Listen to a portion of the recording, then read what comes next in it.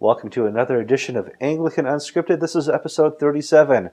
New day, new time. This is Kevin and George on a Friday. We're still clean shaven, and it's not that Monday morning look we give. Why are we doing a new day and time, George? We've had a big spike in viewers over the past few months, and we want to be able to be at a time that catches most people. And I also think, Kevin, that if we want to expand the show even more, this Friday night, we can expand to a Jewish demographic of people going to temple in the morning. And so we can package this as Anglican Unscripted or the Rambling Rabbis. What do you think of that?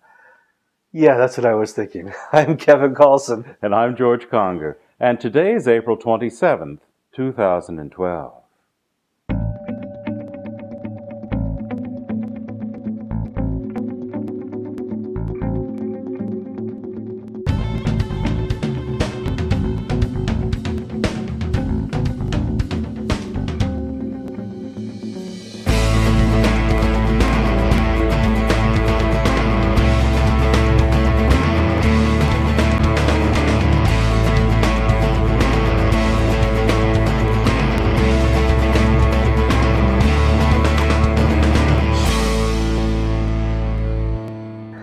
All right, George, today in history, we're going to mark one of the worst marketing campaigns in history. Let me back up. Secular marketing campaigns in history, because there's obviously one worse.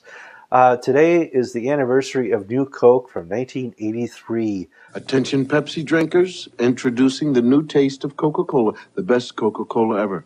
That's all I'm going to say. In fact, that's all I have to say. No more words. This stuff is great. I'm sorry. I'm sorry. The taste wasn't there, was it, George? No, it's pretty... If you were used to Coca-Cola, it really was not a very nice soft drink. It did taste very good. And it didn't have all the good properties of Coca-Cola. You couldn't take rust off of nails. You couldn't clean your pennies.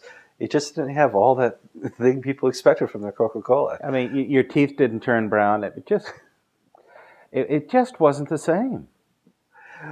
So what people should learn from this marketing mistake is if something works, don't change it. Yeah, and you mentioned this was the worst marketing disaster in secular terms. I think it's akin in many ways to the God is doing a new thing campaign the Episcopal Church picked up, about 2003 or so. You know, when we consecrate Gene Robinson, Bishop of New Hampshire, it'll just open the church up. All these people who have been waiting to become Episcopalians till we do this are going to just flood in. Well, the Episcopal Church's loss of market share over the consecration of Gene Robinson and the subsequent fallout is greater than the loss of Coca-Cola's market share when it rolled out New Coke. Yet Coca-Cola had the brains to say, wait, dumb move, let's back up.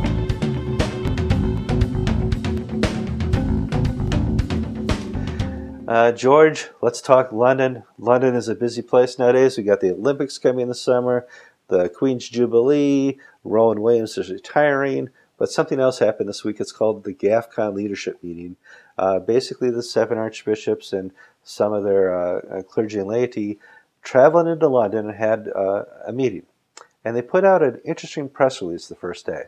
Yes, the Gaffcon primates released a statement saying that they have asked that the primates meeting, which is the annual gathering of the leaders of the Anglican Communion's 38 provinces, that the way the meeting is structured be changed. Since the primates meeting started in the late 70s, the Archbishop of Canterbury has been the president of the gathering. The new structure is for the primates to elect a president amongst themselves. This is another slap at Rowan Williams for his failure to lead the Anglican Communion. The primates of Gaffcon have said, we need to have a change. Yeah, and they do. And Gaffcon is really about change. They met first in 2008 in Jerusalem. They put together what's called the Jerusalem Declaration, which really helps people with Anglican identity and know the hope in the future of what Anglicanism is. It's really sound theologically, and really is a preparatory document for the future of Anglicanism. They also called for a new province here in North America, and that helped to form the Anglican Church in North America under Archbishop Duncan.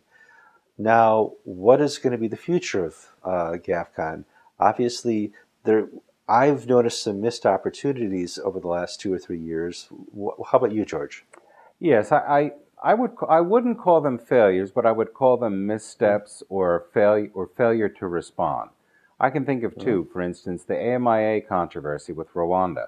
That was something that the Gaffcon movement could have had a major voice early on that could have avoided a great deal of the hurt and anger to have stepped in early, because this was something that was totally internal to the Gaffcon movement.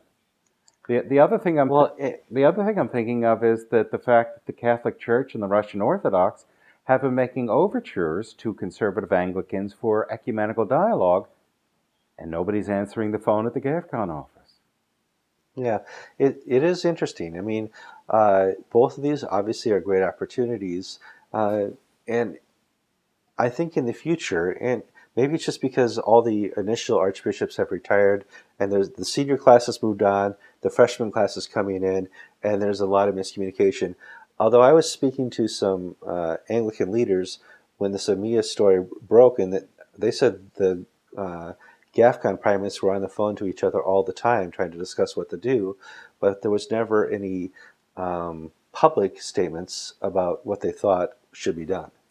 Yeah, part of the misgivings of how Gaffcon has turned out is that their leaders have not allowed a free flow of information or of ideas to come out of the movement.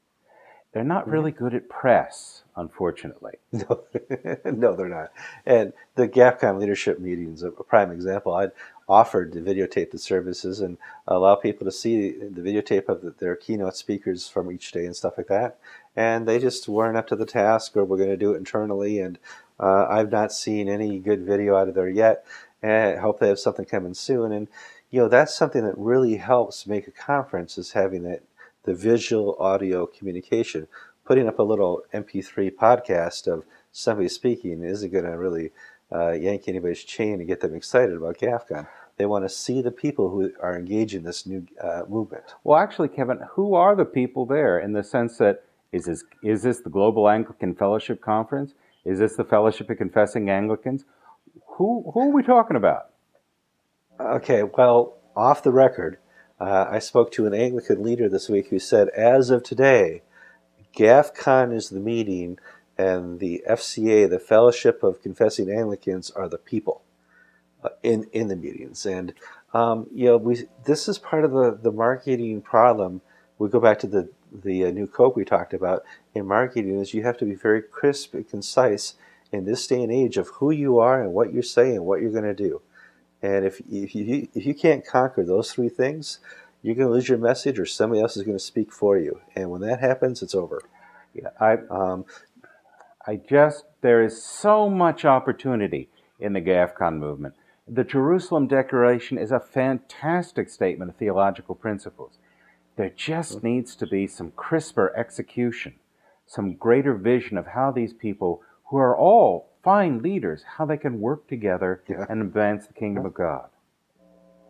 Well, I think it's interesting. They put out their press release about having an elected chairperson.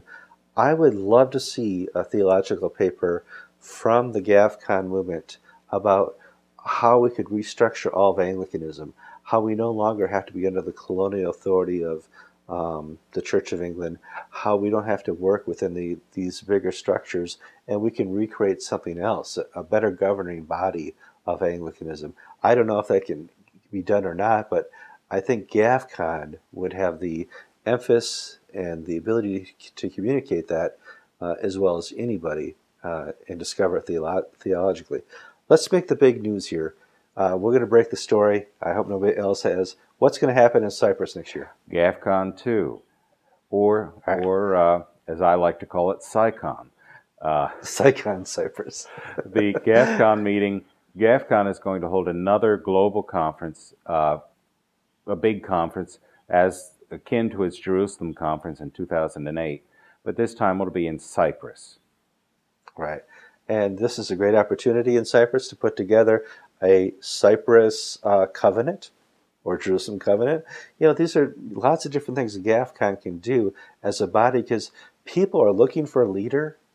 All you have to do is stand up and lead. And the other thing is, the competition is so terrible.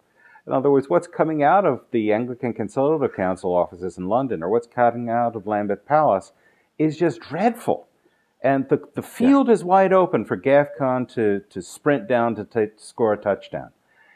They just need to pass the ball and get going.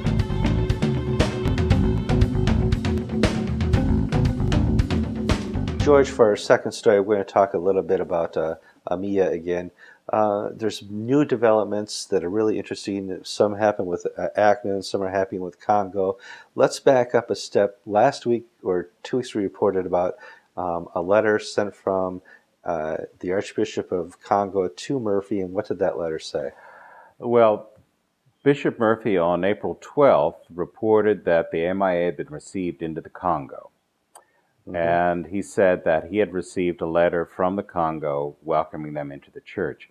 Now, at that time, we were not able to confirm the veracity of that letter. We have subsequently been able to speak with Archbishop Henry and have a copy of that letter dated April 6th from the Congolese church to the AMIA. And what was not said by Bishop Murphy in his press announcement was that this relationship was temporary. In other words, this is not a permanent home for the AMIA.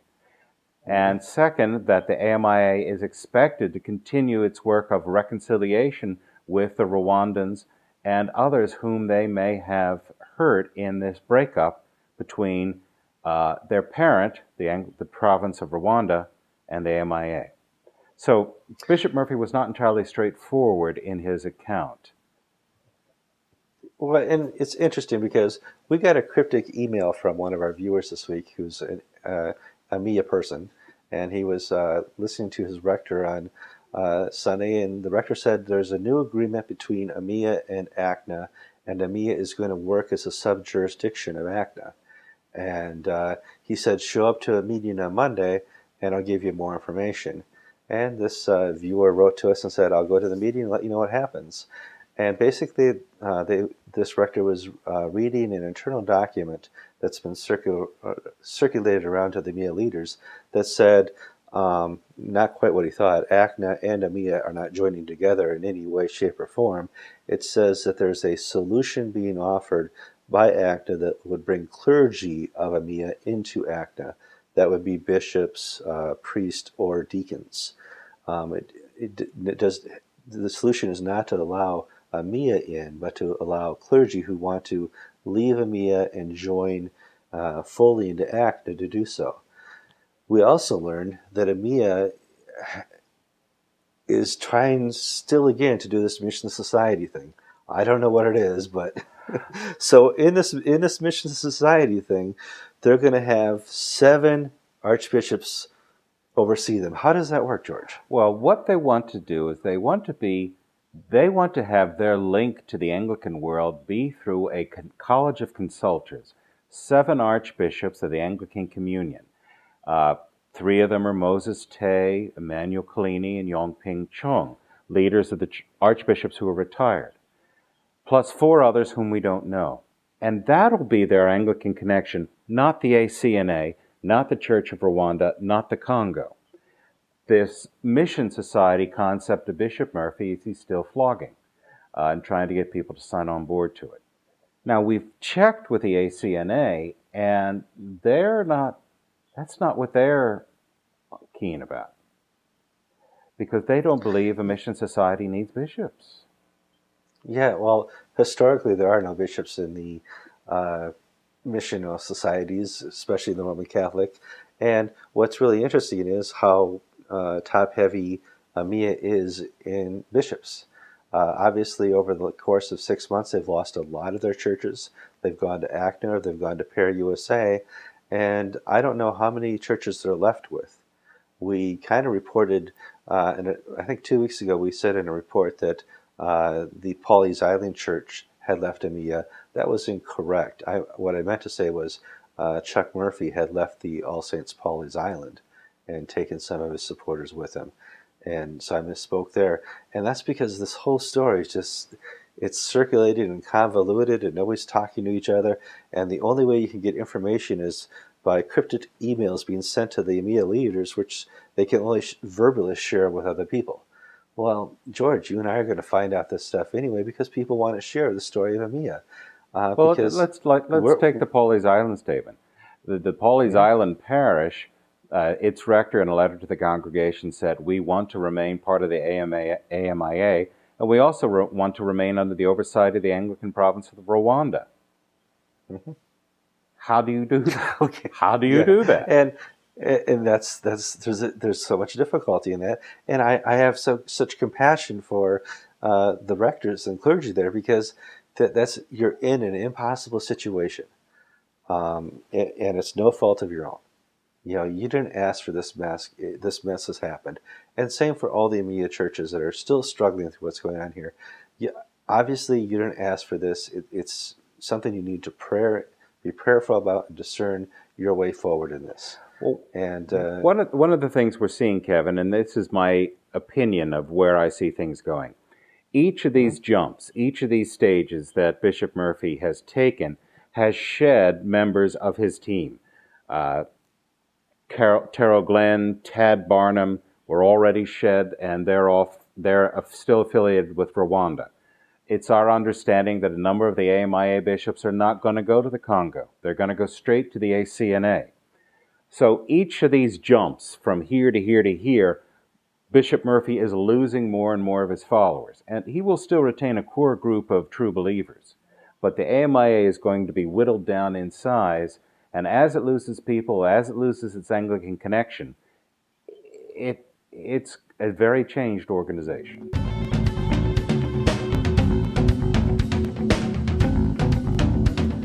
George, where's Alan Haley when you need him? Well, he's in Yosemite at a conference, so you and I need to talk legal news and speak some legalese to the lay people. So let's try here. In Fort Worth, there's a fight over who owns the property. The Episcopal Church is suing the Diocese of Fort Worth, Jack Eicher's diocese, because the diocese said, hey, we're out of here. We're going to go to Southern Cone and have real representation for what we believe Anglicanism is. And Tech, you don't do it. Tech says, well, you can't take your property, so here's the lawyers, and, well, wait a minute, we're the Episcopal Diocese of Fort Worth, not you. And so that's been kind of this whole thing going on is, will the real Fort Worth stand up? Now, it takes some real magnifying glasses and reworking of the canons of the church for the Episcopal Church to say we are the Diocese of Fort Worth. And 7 clergy people, 5 bishops and 2 clergy, have filed what's called an amicus brief, a friend of the court. And if you're a friend of the court, you're not going to lose anything in the court fight, but you can take sides, or you can explain better the legalese of one of the issues. And that's what these doc has done. The Anglican Communion Institute and 7 bishops, 5 active, 2 retired at the Episcopal Church, filed a brief, and they're not directly affected by the litigation, but they are affected by what is going on, because they're arguing that the picture of the Episcopal Church being put forward by Catherine Jefferts Schori and her legal team is a false picture. They're trying to get the civil courts to decide a theological issue, which is the Episcopal Church a unitary structure with the General Convention in charge of the diocese, or is the Episcopal Church a federation of dioceses that meet in a General Convention? And what Catherine Jefferts Schori and her team are trying to do is go around the Episcopal canons, go outside of the Episcopal structure, and get a civil court to decide and support her view of things. And those 7 bishops are saying, hey, the court shouldn't do that, because she is advocating a false position. Yeah, because the Episcopal Church has done a fine job in misrepresenting who they are, what they can do, and what their canons say. Bravo. And that's made it more complicated for a court, is they don't expect people to come before them and lie to them. Mm-hmm. You take and you put your hand in the Bible, and you would expect an Episcopalian to know what that means. And that's been kind of the problem here. It's going to be interesting to see if this amicus brief has any real effect, because based on some recent results of lawsuits in Texas, it looks like the Diocese of Fort Worth under Jack Eicher will win this court case. It's very risky to predict which way a court will jump on these issues, but the I think for me, what I find is specifically significant is that there are 7 bishops who are willing to take a public stand against the depredations made by the current regime at the Episcopal Church offices in Manhattan, who have basically destroyed the canonical and constitutional integrity of the Episcopal Church by their lawsuits. These are not nobody bishops. Yes, the Bishop of Albany, the Bishop of South Carolina, the Bishop of Dallas, the Suffragan Bishop of Dallas, and the Bishop of Springfield, along with the retired Bishop John Howe and Ben Benitez, have put their names on the dotted line here.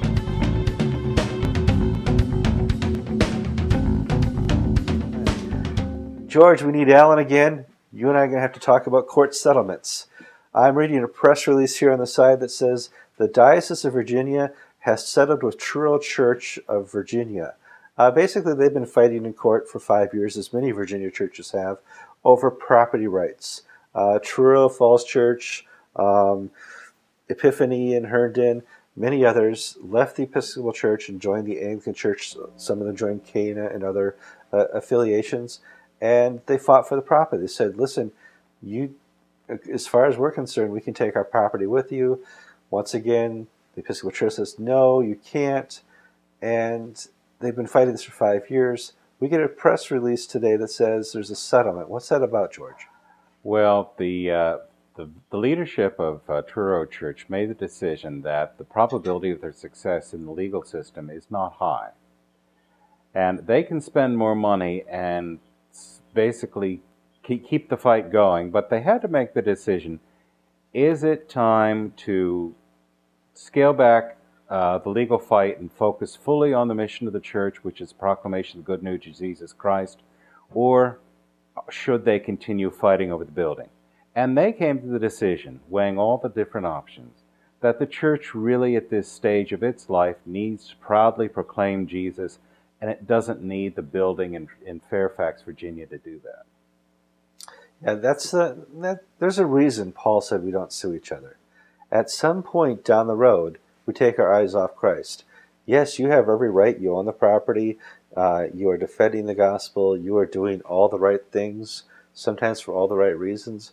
But there's a certain point you step back and say, listen, we've taken our focus off Christ. We need to reassert that Christ is our Lord, not the court, not the law, not the canons, not the property. And in that reassessment, we'll make a settlement and get the best we can. And I think that's what Truro did here. They're getting looks like rent-free for a year. That's not bad. They renegotiated some money down. The diocese was demanding $700,000, and they agreed to settle for $50,000.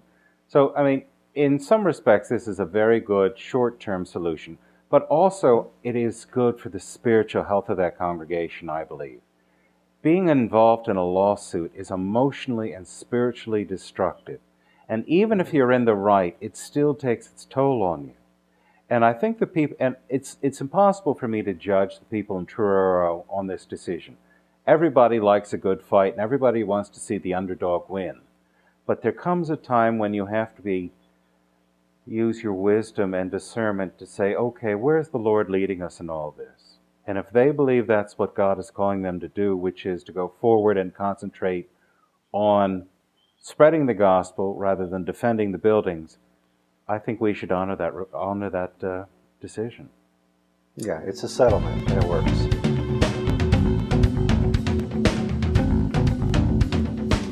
Okay, via the magic of the internet, we have Alan Haley on the line, and we're going to talk about legal stuff. And it's kind of difficult to break into legal stuff because there's always that legal language lawyers use, and it gets really confusing, especially when it comes to briefs and other types of things. And we're going to talk about a multi-church brief filing for the Supreme Court. You're going to really have to delve us into this. What's going on here? Okay, as you know, there were petitions for certiorari, which is a Latin term meaning for review, by the U.S. Supreme Court, filed by 3 different parishes as a result of decisions by the Supreme Courts in their states. The Connecticut, the Bishop Seabury and parish, and in Georgia there were 2 parishes, one Episcopal, Christ Church Savannah, and one Presbyterian, Timber Ridge Presbytery of Atlanta. all three have petitions for certiorari filed before the Supreme Court, which are asking the Supreme Court to take the decisions of those various Supreme Courts, state Supreme Courts, under review. When you file such a petition, of course, the party on the opposite side, the Episcopal Church in each case, and the local dioceses and synods of the presbytery get to file their opposition to it and say, no, don't take this case. It's not worth it. It's not that important. And then their Supreme Court rules allow other people, interested parties, who are interested in the subject matter, to file briefs called amicus briefs. Again, Latin amicus means friend, so it's a friend of the court. It's the traditional way this gets styled in legal terminology. And but in the Supreme Court, to file an amicus brief, you have to either get the parties themselves who are litigating to stipulate to allow you to file. You have to contact them at least 10 days in advance, say, I'd like to file an amicus brief, would you please agree? And if they agree, you file their letters along with your brief saying, see, they agreed, we can file this. But if they don't agree, then the Supreme Court rules allow you to make a motion to be allowed to file it. So in the case of the Bishop Seabury petition from Connecticut, the Episcopal Church, well, actually, back up a minute, the American Anglican Council decided to try to organize an amicus brief, and they hired Eric Solgren, who's the firm of Payne and Fears in Los Angeles that's been working so much on the St. James Anglican case, and to write the brief. They got about 15 other religious organizations and congregations lined up behind to support and be amicus along the brief with everyone else in the American Anglican Council. And so then they asked permission. Of course, the Bishop Seabury granted permission right away, but the Episcopal Church withheld permission from St. James Anglican and from a whole bunch of other churches that wanted to join that were in litigation with the Episcopal Church, and says, no way, we're not giving you permission to file the brief.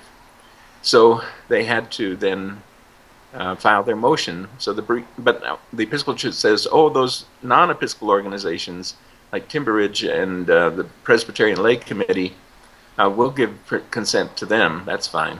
So the brief that's been filed is a really unusual document because it starts off with a motion to be allowed for leave to file it as to all the Episcopal opponents, and then it proceeds like a normal brief that's already been filed on behalf of the ones that the church stipulated to. And so, well, does this just show a heavy reliance on the Dennis Canon, that they know that it's not going to apply to any of the non-Episcopal entities, but we can always fall back on the Dennis Canon? Exactly. Yeah, exactly. In fact, the brief points this out. The Episcopal Church's very opposition to their joining in this shows why the Episcopal Church wants to retain this favorable court position, which it has earned over the court, simply ignoring what the Supreme Court said in Jones versus Wolf and making up their own ideas about it, and giving the church the right to create a trust in its own parish members' properties without having them sign anything. And so Episcopal Church naturally likes to keep enjoying this advantage, and it doesn't want the court to hear from any of the parties that have been greatly disadvantaged as a result of the Episcopal Church staking out that position. And what's remarkable to me, seeing all the concurrence of events, the brief was just filed on the 18th. At the same time, the Episcopal Church's Executive Council was meeting in Salt Lake City and going through the throes of their, having their budget out of balance and having declining revenues and declining membership. Oh dear, what are we going to do? We have to sacrifice this, let's walk away from things that are dying and hang on to the things that are new being given to us by this, all the usual kind of Episcopal babble that is prevalent at such meetings. And yet the one thing that wasn't talked about, that there's no report of it having been discussed at all, is the incredible litigation strategy that has been running the Episcopal Church into the ground and that is driving away members in droves and alienating people who don't even know that much about it, but who simply see the headlines in the papers all the time about the Episcopal Church suing parishes to take their property. Well, it seems that 815 thinks they're winning. If you look on paper, they won in Virginia. There's stalemates elsewhere. It's not like they're really losing in court. There seems to be some understanding of judges that, okay, this DNS canon, whether or not it was passed, Right. is in effect Well, with the Episcopal the problem Church. is the Episcopal Church's publicity machine is all geared up to announce all the victories as soon as they occur, and you hear about them repeated endlessly in the blogs and everything like that. They do a good job of getting the word out to the membership to intimidate everyone else. When there are decisions like in Louisiana, Missouri, Indiana, that go against the Episcopal Church, you hardly ever hear about those. You have to go to the conservative blogs, and there's certainly not very many news media stories and all that, because the conservatives who win, the small parishes, they don't have the media apparatus that the Episcopal Church does. So it is a one-sided picture. There's about, at last count, I think that there are about 9 states that have definitively come down in favor of the Episcopal Church on this issue, and 8 states have said no, either not no to the Episcopal Church or no to the Presbyterian Church, which has the same kind of canon or rule in its book of order. So it's not really that much of a bandwagon that the Episcopal Church could brag about. It's a very mixed strategy.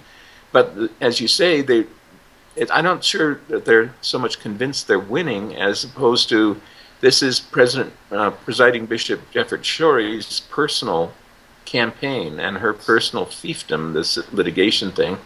She's carrying it very personally, and so nobody wants to interfere with her. Nobody wants to go and question it. Nobody wants to say, do we really want to continue in this vein? And so you have events such as in Virginia this past week with the settlement with Truro, where the Episcopal bishops are, seeming to step away from the policies that Jeffrey Shorey laid down. No negotiations with those who are departing, no making the property available to them, nothing like that. And so I think you're starting to see some cracks in the ranks, and possibly more could be built of this, but it's too small at this point to really be gloating over or say, look at what's happening. But it's the start of some cracks, and maybe it's the start of some sense starting to come into the collective minds of the bishops in the House of Bishops as to the road down which they've been led over the past 6 years by their current presiding bishop and their chancellor.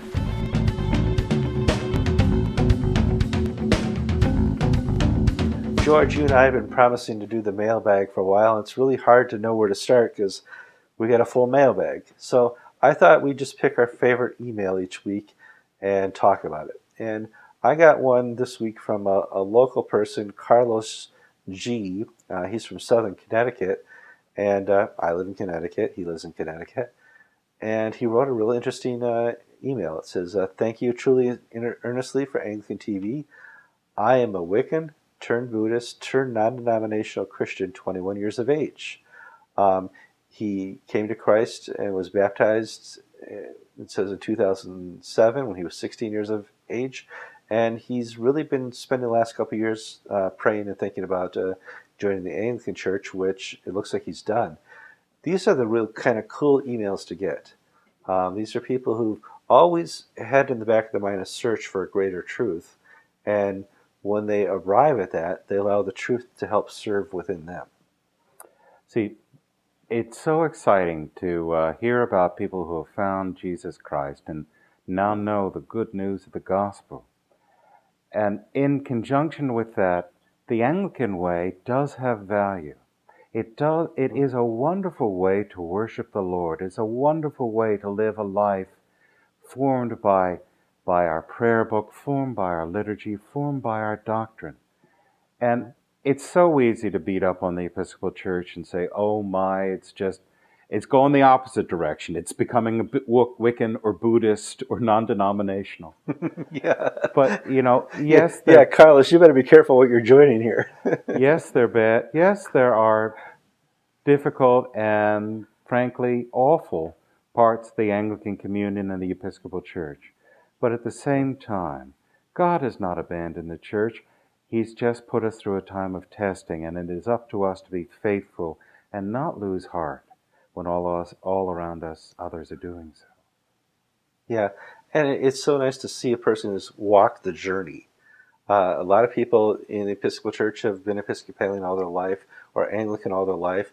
He actually grew up in the Baptist church as well and have been Baptist all their lives. It's nice to people who have an interruption in their life and have come to faith. And Carlos, I want to thank you for your email.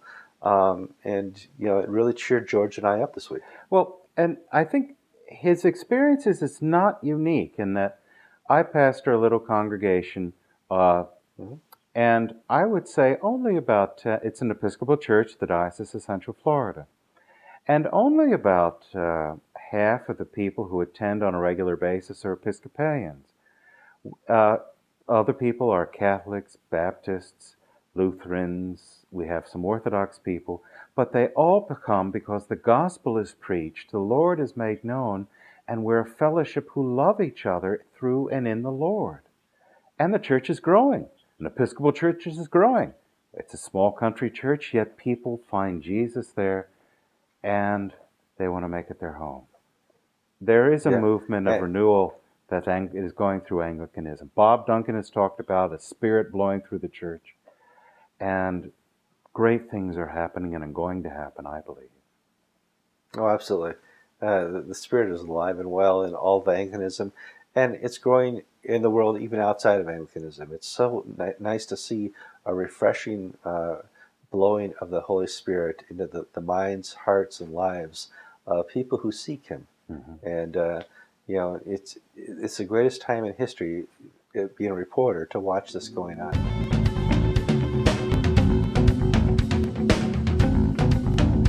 Welcome to the end of episode 37. This is an episode that your comments and your emails have really helped put together. You sent us good stuff for the mailbag. You sent us good stuff to keep up with the AMIA stories. A lot of this week's episode was from you, the viewer. And that's really exciting because it's less work for George and I to do. But, we get to read the email and put the dots together and make this jigsaw puzzle of the Anglican Communion more palatable and understanding for the regular viewer because it's so crazy. So how do you keep in contact with George and I? We have Facebook pages and Twitter. I'm putting up those links right now. But if you've reached this far into the show, push the pause button, go up and copy that hyperlink, and send it to all your friends. You need to share us with your friends. The audience in the last 3 weeks has just grown tremendously, and that's because more and more and more you're sharing. And if you're watching this for the first or this is your second or third episode, share us with more of your friends, and we can keep this synergy growing of a larger and larger audience sharing news and analysis of Anglicanism. It's exciting what George and I get to do, but we also want you to click that send an email button. Why do we want to email us, George? We want to hear from you. We want to get direction and feedback, what we're doing well, what we're doing poorly, what you would like to hear, stories that are important to you. And also, your prayer concerns. What is important? Mm-hmm. And what is needful and what is mindful in the work that we're doing? How can we reach out to you and to serve you in the church? I just thought of something, George. I told them to push the pause button and send us the link out to everybody. What happens if they don't push play again? Well, this is episode 37. I'm Kevin Carlson. And I'm George Conger. Catch you next week. Goodbye.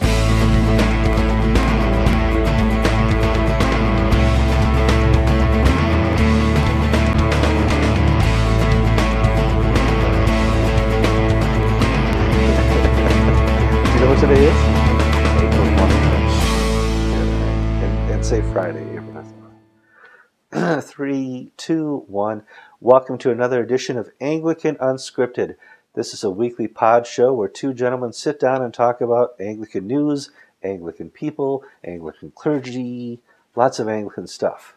It's kind of cool. We're moving up in the schedule. We've been We've been bumped up because of high ratings. We're now on Fridays. I'm Kevin Carlson. And I'm George Conger. And one of the reasons why we're doing this is that we're going to be repackaging part of the show and be the Rambling Rabbis so that we can catch the Jewish demographic on Friday before Passover, and as well as the Anglicans. Rabbi Unscripted.